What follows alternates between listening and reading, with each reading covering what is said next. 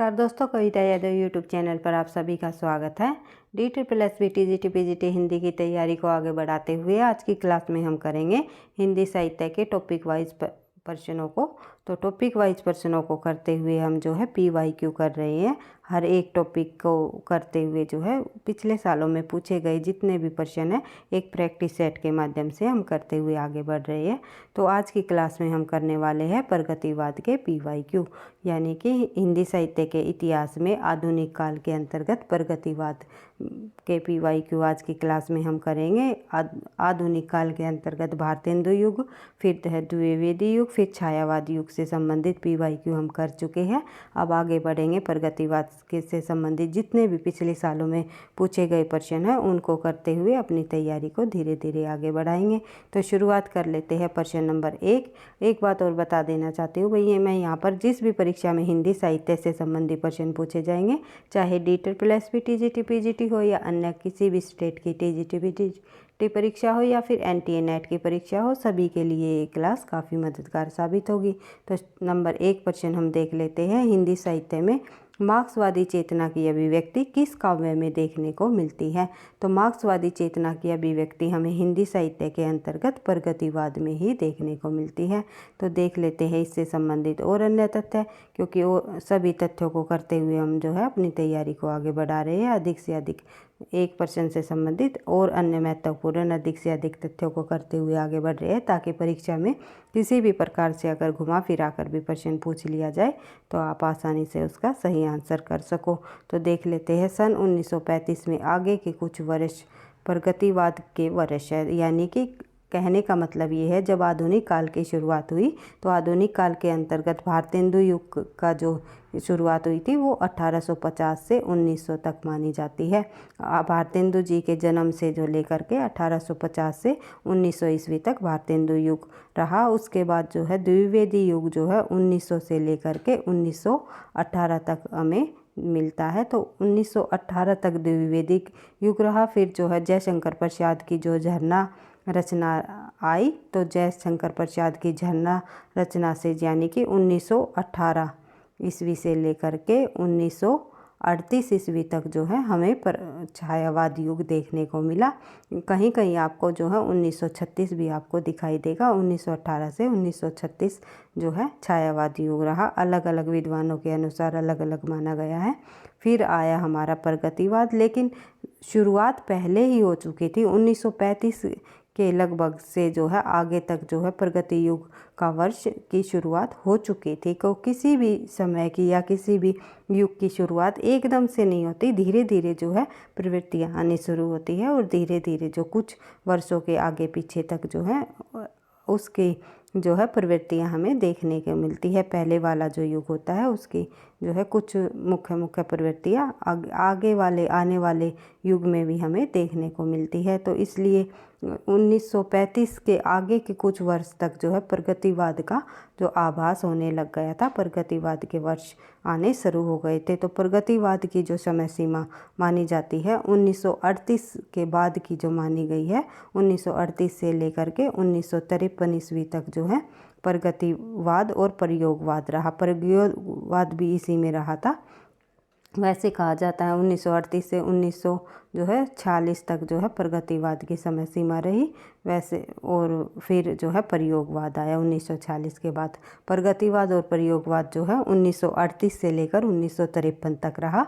फिर जो है नई कविता और नवलेखन युग की शुरुआत हो गई थी। इस प्रकार से हमें देखना है। तो देख लेते हैं आगे। प्रगतिवाद मार्क्सवाद दर्शन के आधार पर चलता है, जिसमें वर्ग चेतना की प्रधानता है। ऐसा समझा जाना चाहिए कि राजनीति में जो मार्क्सवाद है काव्य में वही प्रगतिवाद है। राजनीति में जो मार्क्सवाद है काव्य में वही जो है क्या है प्रगतिवाद। प्रगतिवाद मार्क्सवाद का साहित्यिक संस्करण है। शुद्ध प्रगति कवियों के नाम जो कौन कौन से रहे हैं, शुद्ध प्रगतिवादी जो कवि रहे हैं उनमें कौन कौन से कवि गिने जाते हैं, वे हैं नागार्जुन, केदारनाथ अग्रवाल, शिवमंगल सिंह सुमन, गजानन मुक्तिबोध आदि जो कवि रहे हैं ये शुद्ध प्रगतिवादी कवियों के अंतर्गत आते हैं। उसके बाद प्रगतिवादी कविता पर जैसे मार्क्सवाद का प्रभाव है वैसा प्रयोगवादी कविता पर फायड का प्रभाव है। जैसे प्रगतिवादी कविता पर जैसे कि मार्क्स का प्रभाव रहा है, उसी प्रकार से प्रयोगवादी कविताओं पर फायर्ड, एक जो अंग्रेजी विद्वान रहे हैं फायर्ड, उनका प्रभाव रहा है। कई बार परीक्षाओं में पूछा जाता है प्रयोगवाद पर किसका प्रभाव है, जो प्रगतिवादों पर जो है किसका प्रभाव रहा है, प्रगतिवाद पर मार्क्सवाद का, प्रयोगवाद पर फायर्ड का। प्रगतिवाद को साम्यवाद का साहित्यिक संस्करण कहा जाता है। प्रयोगवाद कविता पर फायर्ड का प्रभाव रहा है और प्रगतिवाद को क्या कहा जाता है, साम्यवाद का साहित्यिक संस्करण। इस प्रकार से एक एक तथ्य को समझते हुए देखते हुए हमें आगे बढ़ना है। तो देख लेते हैं प्रश्न नंबर 2। उसके बाद देख लेते हैं प्रश्न नंबर 2। दूसरे प्रश्न नंबर पर हम आ गए, तो देख लेते हैं नंबर 2। प्रगतिवादी काव्य सृष्टि है। प्रगतिवादी काव्य सृष्टि किस प्रकार की है, वर्ग चेतना प्रधान रही है। ये आपको सभी को पता है, वर्ग चेतना प्रधान जो है हमें प्रगतिवाद के अंतर्गत ही देखने को मिली है। उसके बाद द्वंद्वात्मक भौतिक विकासवाद किस काव्यधारा का आधार है, तो द्वंद्वात्मक भौतिकवाद जो है वो भी हमें प्रगतिवाद के अंतर्गत देखने को मिलता है। तो देख लेते हैं इससे संबंधित और अन्य महत्वपूर्ण तथ्य देख लेते हैं भाई। प्रगतिवाद का उद्देश्य छायावाद के समाप्ति काल सन 1936 के आसपास सामाजिक चेतना के साथ आरंभ हुआ। यह मार्क्सवादी दर्शन द्वंद्वात्मक भौतिकवाद के आलोक में समाजवाद चेतना और भावबोध को अपना लक्ष्य बना कर चला और राजनीति दास्ता देश में एक और पूंजीवाद और सामंतवाद की शोषक शक्तियों के प्रश्न दे रही थी। जो उनकी जो शोषक शक्तियों का जो वे चिन्ह जो है उनकी प्रवृत्तियां वहाँ पर हमें देखने को मिल रही थी। तो दूसरी ओर जो है जन सामान्य के लिए भाग्य व गरीबी, अशिक्षा, असुविधा और अपमान की सृष्टि कर रही थी। साहित्य भी इससे प्रभावित हुआ। यानी कि कहा जाता है, आचार्य रामचंद्र शुक्ल जी ने भी कहा है कि प्रत्येक देश का साहित्य वहाँ की जनता की चित्तवृत्ति का संचित प्रतिबिंब होता है। तो जिस प्रकार से जहाँ उस जो है समाज में जिस प्रकार की जो है प्रवृत्तियाँ फैली हुई थी, जो समस्याएं उठ रही थी, तो वही चीज़ें जो है हमें साहित्य में भी देखने को मिलती है। ये आप सभी को पता है। तो प्रगतिवाद का जो प्रभाव है वो पूंजीवाद और सामंतवाद की शोषक शक्तियों का जो जन सामान्य के लिए भय, गरीबी, अशिक्षा, असुविधा, ये जो सभी समस्याएं थी वे साहित्य के अंतर्गत भी जो प्रभावित हो रही थी। इससे प्रगतिवाद साहित्य का आंदोलन आरंभ हुआ और 1935 ईस्वी में E.M. फास्टर ने सभापतित्व में पेरिस, लंदन में प्रोग्रेसिव राइट एसोसिएशन प्रगतिशील लेखक संघ नामक अंतर्राष्ट्रीय संस्था का प्रथम अधिवेशन किया। अगर ये पूछा जाए कि प्रगति जो शील लेखक संघ की स्थापना जो विदेश में यानी कि कहाँ पर हुई थी, पेरिस में हुई थी सबसे पहले, लंदन में 1935 में हुई। अगर भारत की बात आ जाए, भारत में जो है 1936 में हुई थी और जिसके अध्यक्ष बने थे जो है महात्मा मुंशी प्रेमचंद जी। सॉरी भाई, बढ़ते हैं आगे, देख लेते हैं आगे आने वाले तथ्यों में हमें हर एक तथ्य का पता चल जाएगा। तो देख लेते हैं, पढ़ लेते हैं।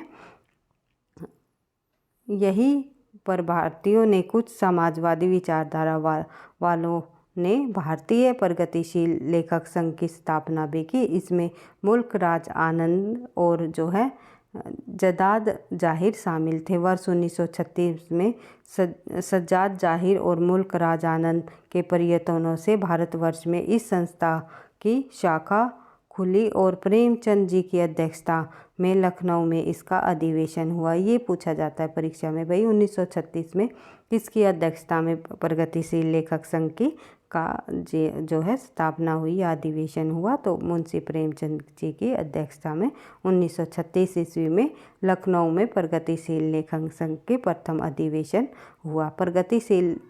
प्रगतिवादी काव्यधारा में छायावाद की जीवन शून्य होती है और होती हुई व्यक्तिवादी ये पता नहीं भाई काव्यधारा की प्रगतिशील भी निहित है। व्यक्तिवादी और व्यायवी काव्यधारा की जो है प्रतिक्रिया भी निहित हमें देखने को मिलती है। बढ़ते हैं आगे, प्रश्न संख्या 4। प्रगतिवाद का आधार बताइए। तो प्रगतिवाद का आधार क्या रहा? तो द्वंद्वात्मक भौतिकवाद। प्रगतिवाद का आधार अभी हमने देखा था, तो द्वंद्वात्मक भौतिकवाद प्रगतिवाद का आधार है। उसके बाद बात करें प्रश्न संख्या 5, प्रगतिशील लेखक संघ किस स्तर की संस्था है? तो प्रगतिशील लेखक संघ जो है एक अंतर्राष्ट्रीय संस्था है। अभी हमने देखा था पेरिस में 1935 ईस्वी में प्रगतिशील लेखक संघ की जो है शुरुआत हो चुकी थी। बढ़ते हैं आगे। प्रगतिशील लेखक संघ के प्रथम अधिवेशन के अध्यक्षता किन्होंने की? तो ये प्रश्न हमेशा कई बार परीक्षाओं में पूछा जाता है, इम्पोर्टेंट प्रश्न है, तो ये ध्यान रखना है, मुंशी प्रेमचंद जी ने। बढ़ते हैं आगे। 1936 ईस्वी में सन भी आपको ध्यान रखना है। बढ़ते हैं आगे। अगला प्रश्न है प्रश्न संख्या 7, लखनऊ में आयोजित प्रगतिशील लेखक संघ के प्रथम अधिवेशन की अध्यक्षता की थी? किन्होंने की थी? लखनऊ में आयोजित प्रगतिशील लेखक संघ के प्रथम अधिवेशन की अध्यक्षता पूछी हुई है, तो ये आपको ध्यान रखना है। तो आंसर हो जाएगा हमारा मुंशी प्रेमचंद जी। तो देख लेते हैं, सही आंसर हो जाएगा हमारा प्रेमचंद ने। बढ़ते हैं आगे। अगला प्रश्न है प्रश्न संख्या 8, प्रगतिशील लेखक संघ की स्थापना कब हुई? 1936 ईस्वी में। लखनऊ में आयोजित 1936 में प्रगतिशील लेखक संघ के ऐतिहासिक आयोजन के अध्यक्ष कौन रहे? अभी हमने पढ़ा है, मुंशी प्रेमचंद जी के संबंध में। बढ़ते हैं आगे। अगला प्रश्न है प्रश्न संख्या 10, प्रगतिशील लेखक संघ की स्थापना लंदन में किसके प्रयत्न से हुई? लंदन में पूछा हुआ है भाई। लंदन में जो है मुल्कराज आनंद व सज्जाद जाहिर के जो है प्रयत्नों से हुई। बढ़ते हैं आगे। अगला प्रश्न है प्रश्न संख्या 11, प्रगतिवाद के जन्म में किसका योगदान है? प्रगतिवाद के जन्म में जो है निम्नलिखित में से सभी का योगदान रहा है। किन किन का? छायावाद, एक सेकंड,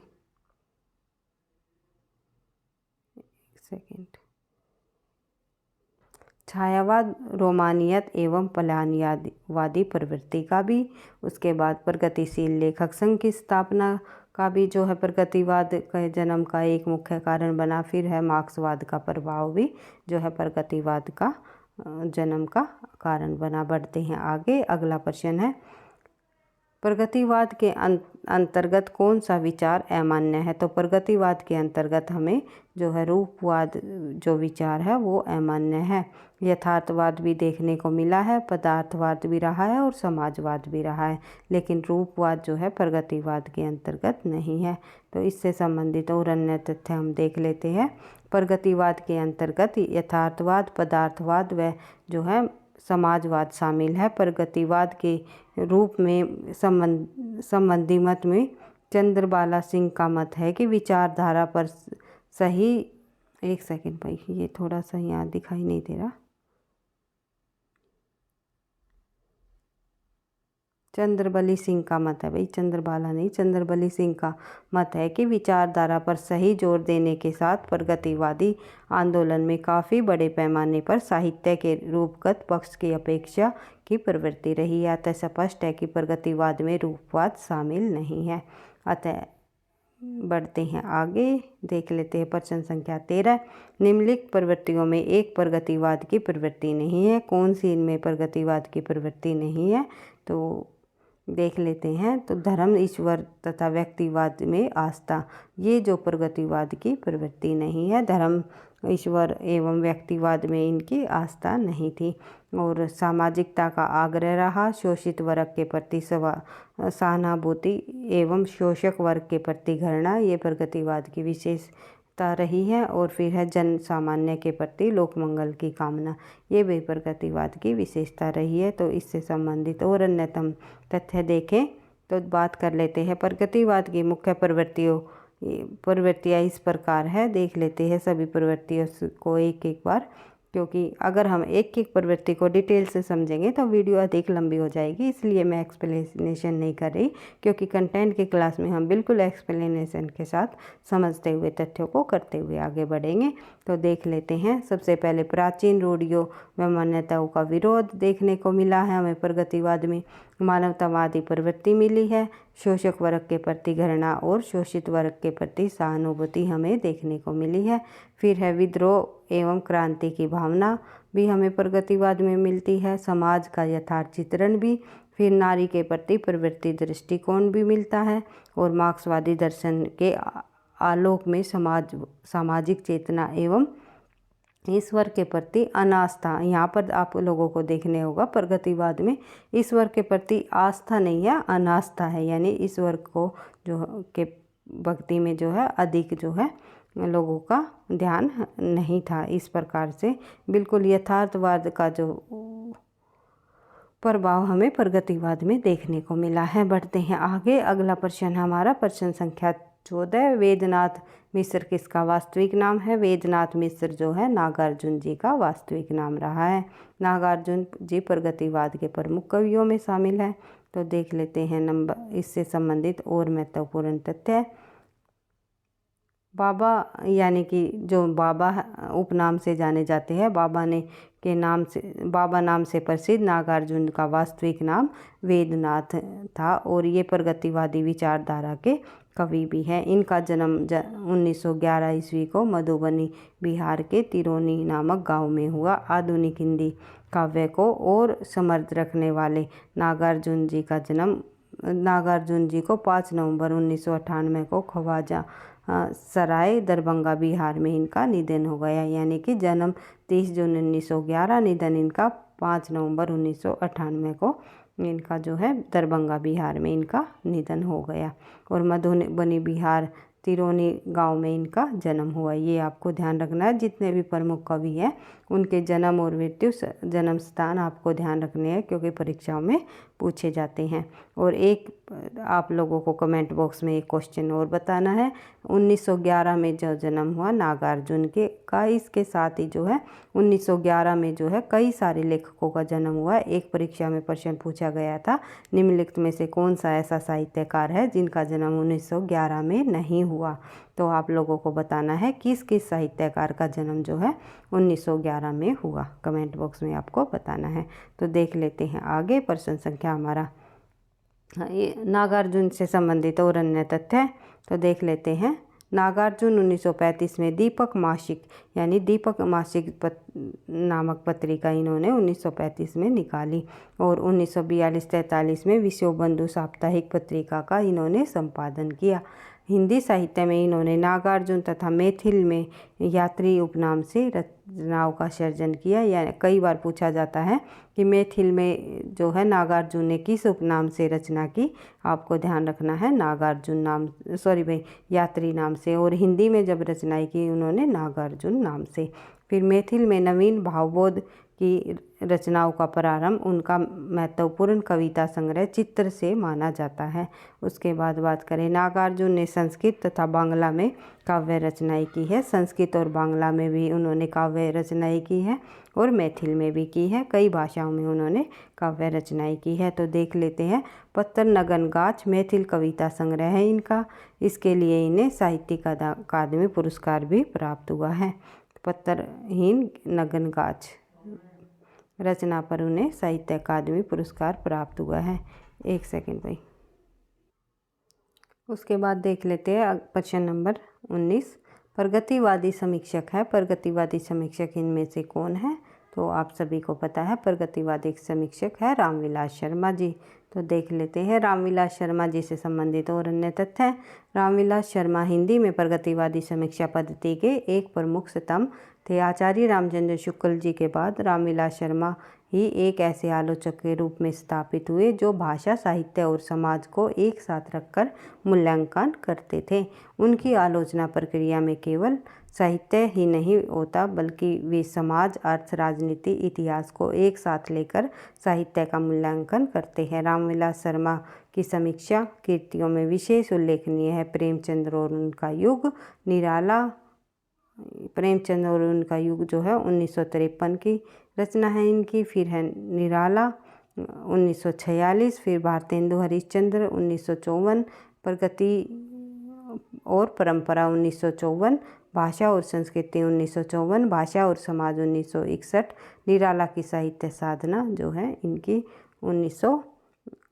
69 की रचना है। इस प्रकार से जो है रामविलास शर्मा जी की जितनी भी ये रचनाएं दी हुई है एक परीक्षा की दृष्टि से अति महत्वपूर्ण है। इनमें से एक रचना जो है पूछी जाती है हमेशा परीक्षाओं में, तो आप लोगों को ध्यान रखना है। बढ़ते हैं आगे। अगला प्रश्न हमारा प्रश्न संख्या 20, प्रगतिवादी कवि। प्रगतिवादी कवि इनमें से कौन है, तो देख लेते हैं। इनमें से जो है जयशंकर प्रसाद हमने छायावाद के अंतर्गत पढ़ा था, मुक्तिबोध को जो हमने द्विवेदी युग में पढ़ा था, और जो है वैसे और हरिवंश राय बच्चन जो है आगे चल हमने जो है हालावाद कवियों में पढ़ा था, जो छायावाद के कवियों में के बाद के जो कवि माने जाते हैं वे हालावाद की श्रेणी में आते हैं।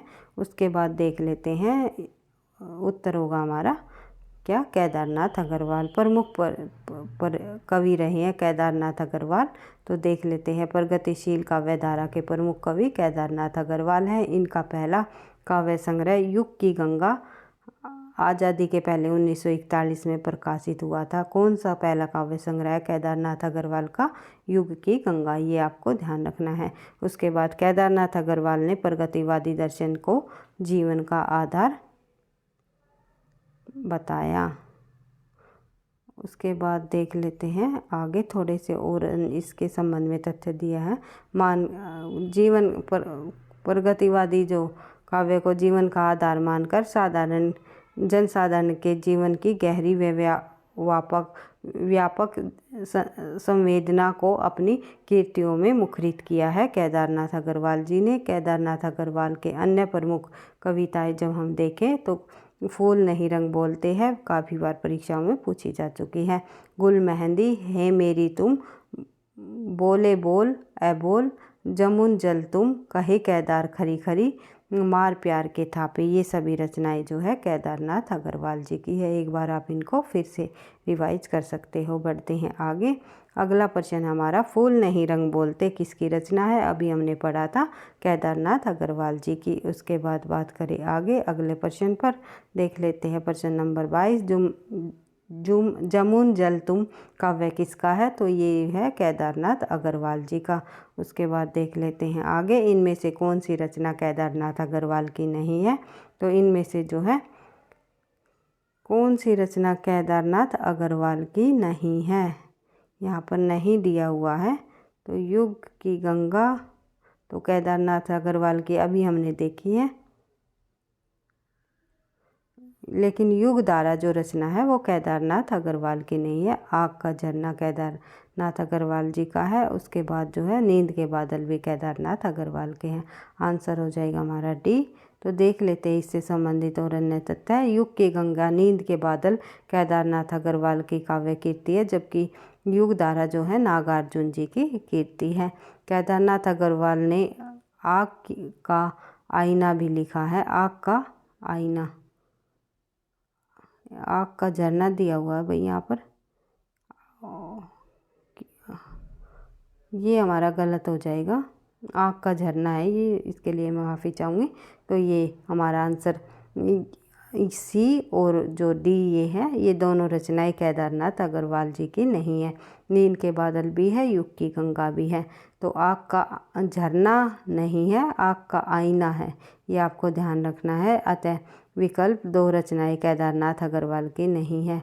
फिर ये जो है ऑब्जेक्शन वगैरह दे दिया गया था परीक्षा में, यूपी परीक्षा में पूछा गया प्रश्न है। तो देख लेते हैं प्रश्न संख्या 24, अभी सुन बेगुलाब, भूल मत गर पाई खुशबू रंगे आब, काव्य पंक्तियाँ का संबंध है। तो इन पंक्तियों का संबंध किससे है, आप सभी को पता है। ये निराला जी की कुकुरमुत्ता कविता से ली गई है, प्रगतिवादी कविता है, तो इसका संबंध जो है प्रगतिवादी कविता से है। बढ़ते हैं आगे। अगला जो इसके संबंध में जब हम तथ्य देखें तो निराला की प्रगतिवादी रचना कुकुरमुत्ता से ली गई है। इनकी अन्य रचनाएं जो है हे अणिमा, एक सेकंड भाई, इनकी रचनाएं है भाई अणिमा, नए पत्ते, बेला और अर्चना। बेला, अर्चना, आराधना, अणिमा, ये सभी जो है नए पत्ते निराला जी की प्रमुख कृतियाँ हैं। परिमल, ये सभी जो है रचनाएं निराला जी की जितनी भी कृतियाँ हैं वे सभी इम्पोर्टेंट है, परीक्षा की दृष्टि से वेरी वेरी इम्पोर्टेंट रही है, क्योंकि इन्होंने जो है एक शोक सबसे बड़ा शोक गीत भी लिखा है हिंदी में, सरोज स्मृति नाम से, अपनी पुत्री की याद में। ये भी आपको पता ही होगा, कई बार परीक्षाओं में पूछा जाता है। तो देख लेते हैं आगे। प्रश्न संख्या 25, प्रगतिवाद के प्रमुख कवि नहीं हैं, इनमें से प्रगतिवाद के प्रमुख कवि कौन नहीं है? तो अज्ञे जी जो है प्रगतिवाद के कवियों में नहीं आते, प्रयोगवाद के प्रवर्तक माने जाते हैं अज्ञे, और तार सप्तकों के भी प्रवर्तक माने गए हैं अज्ञे जी। इन्होंने तार सप्तक, प्रथम तार सप्तक, द्वितीय सप्तक और तृतीय सप्तक जो है, फिर चतुर्थ सप्तक। प्रथम तार सप्तक को केवल तार सप्तक के नाम से जाना जाता है भाई, फिर द्वितीय सप्तक, तृतीय सप्तक, फिर चतुर्थ सप्तक। इन्होंने 1943 में जो तार सप्तक की संस्थापक बने, यानी संपादन किया तार सप्तक का, फिर दूसरा, फिर तीसरा, फिर चौथा, इस प्रकार के 1951 में दूसरा, 59 में तीसरा और जो है 79 में चौथा। इस प्रकार से आप लोगों को बार बार इनको रिवाइज करना है, क्योंकि यहाँ से परीक्षाओं में प्रश्न पूछे जाते हैं। अज्ञे जी प्रयोगवाद के प्रमुख कवि नहीं है, बल्कि प्रयोगवाद एवं नई कविता को साहित्य जगत में प्रतिष्ठित करने वाले कवि नागार्जुन, दिनकर, मुक्तिबोध आदि प्रगतिवाद के प्रमुख कवि रहे हैं। बढ़ते हैं आगे। प्रश्न संख्या 26, निम्नलिखित में से किस लंबी कविता के रचयिता मुक्तिबोध है? तो इनमें से जो है लंबी कविता के रचयिता मुक्तिबोध रहे हैं, वे रहे हैं अंधेरे में। अंधेरे में जो कविता है ये गजानन मुक्तिबोध जी की है, एक लंबी कविता है। देख लेते हैं इससे संबंधित अन्य तथ्य। अंधेरे में कविता के रचयिता गजानन माधव मुक्तिबोध है। इनकी अन्य काव्य संग्रह चांद का मुँह टेढ़ा, भूरी भूरी खाक धूल, अंतर्दर्शन, आत्म संवाद, ब्रह्म राक्षस, भूल गलती, चंबल की घाटी में आदि जो ये इनकी प्रमुख रचनाएं हैं। राम की शक्ति पूजा निराला जी की लंबी कविता है, और असाध्य वीणा जो है अज्ञे जी की है, ये भी आपको ध्यान रखना है। उसके बाद बात करें, मुक्तिबोध का पूरा नाम है गजानन माधव मुक्तिबोध। इनका जन्म ग्वालियर मध्य प्रदेश के एक कस्बे में हुआ। ये अध्यापक, पत्रकार, वशिष्ठ, विचारक, कवि व कथाकार और समीक्षक के रूप में जो समादृत रहे, और उन्होंने अंधेरे कविता में जो इनकी लंबी कविता है उनमें व्याख्या करते हुए लिखा है कि अस्मिता की खोज की बात उठाई है। तो इस कविता में उन्होंने क्या व्याख्या की है? अस्मिता की खोज की बात उठाई है इस कविता के अंतर्गत इन्होंने। तो बढ़ते हैं आगे। अगला जो हमारा प्रश्न है, प्रश्न संख्या 27, चांद का मुँह टेढ़ा के रचयिता कौन है? चांद का मुँह टेढ़ा के रचयिता जो है गजानन माधव मुक्तिबोध जी हैं। भूल गलती कविता के लेखक कौन है? तो अभी हमने पढ़ा था, मुक्तिबोध जी की। उसके बाद देख लेते हैं अगला प्रश्न हमारा, प्रश्न संख्या 29 देख लेते हैं भाई। अंधेरे में कविता किसने लिखी? तो अभी हमने पढ़ा है, गजानन माधव मुक्तिबोध जी द्वारा लिखी गई एक लंबी कविता है। कामायनी एक पुनर्विचार नाम आलोचना ग्रंथ के लेखक कौन है? तो कामायनी एक पुनर्विचार नामक जो ग्रंथ है वो किनका है? वो है गजानन माधव मुक्तिबोध की। और कामायनी जो रचना है वो जयशंकर प्रसाद जी का महाकाव्य है। तो कामायनी एक पुनर्विचार नामक आलोचना ग्रंथ के लेखक गजानन मुक्तिबोध है। मुक्तिबोध की कामायनी एक अध्ययन के नाम से आलोचना पुस्तक की पांडुलिपि तैयार की गई है, लेकिन वह प्रकाशित होकर बाजार में अभी तक नहीं आ पाई। इसी पुस्तक को उन्होंने पुनः संशोधित और परिवर्धित करके कामायनी एक पुनर्विचार 1961 के नाम से प्रकाशित कराया। और मुक्तिबोध के जीवन काल में उनकी एक उल्लेखनीय पुस्तक भारत इतिहास और संस्कृति मध्य प्रदेश शिक्षा जो ये है इनकी कीर्ति, ये भारत इतिहास और संस्कृति भी जो है इनकी पुस्तक प्रकाशित की गई, ये आपको ध्यान रखना है। बस इतना ही है इससे संबंधित, और अन्य जो ये मध्य प्रदेश से संबंधित ये इतना इम्पोर्टेंट नहीं है भाई। उसके बाद बात करें आगे, प्रश्न संख्या 31, रहस्य पुरुष का बिंब मुक्तिबोध की किस कविता में नहीं है? तो रहस्य पुरुष का बिंब मुक्तिबोध की निम्नलिखित में से किस कविता में नहीं है? वो नहीं है अंधेरे कविता में मुक्तिबोध की जो ब्रह्म राक्षस एवं अंधेरे कविता में फैंटेसी है, अर्थात एक जादुई कथा में आधुनिक जीवन अनुभवों को अभिव्यक्ति है। इन कविताओं का गहरा मानसिक संघर्ष, तनाव तथा झटपटाहट है। इन कविताओं के अंदर जो है मानसिक संघर्ष, तनाव व गहरा झटपटाहट आपको देखने को मिलता है।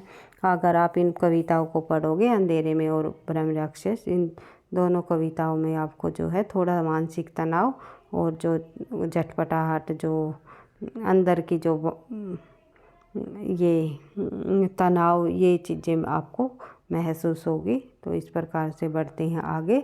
अगला प्रश्न हमारा प्रश्न संख्या 32, गजानन माधव मुक्तिबोध की रचना चांद का मुँह टेढ़ा में कौन सी कविता संकलित नहीं है? तो ये चांद का मुँह टेढ़ा कविताओं का संग्रह है गजानन मुक्तिबोध की, तो इसमें कौन सी कविता इसमें संग्रहित नहीं है? तो सही आंसर हो जाएगा दिन की धूप में।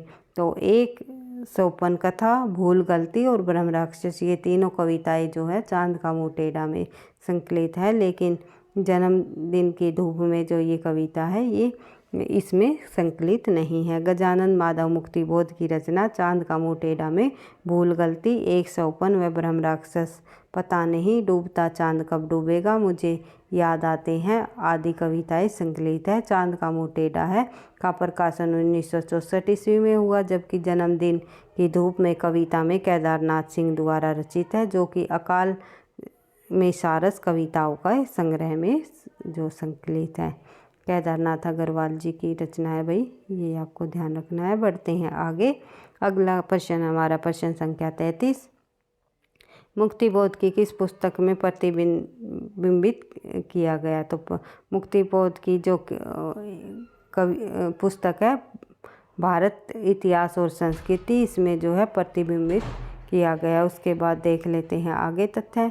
मुक्तिबोध की पुस्तक भारत इतिहास और संस्कृति को प्रतिबंधित किया गया। मध्य प्रदेश शासन द्वारा भद्रता और नैतिकता के विरोध ठहराई गई इस पुस्तक का मध्य प्रदेश न्यायालय में मुकदमा चलाया था, जिसका निर्णय था कि इसके साथ आपत्तिजनक अंशों को हटाकर इसे पुनः प्रकाशित कर सकता है। ये आंसर हो जाएगा इसका। बढ़ते हैं आगे। अगला प्रश्न हमारा प्रश्न संख्या 34 देख लेते हैं।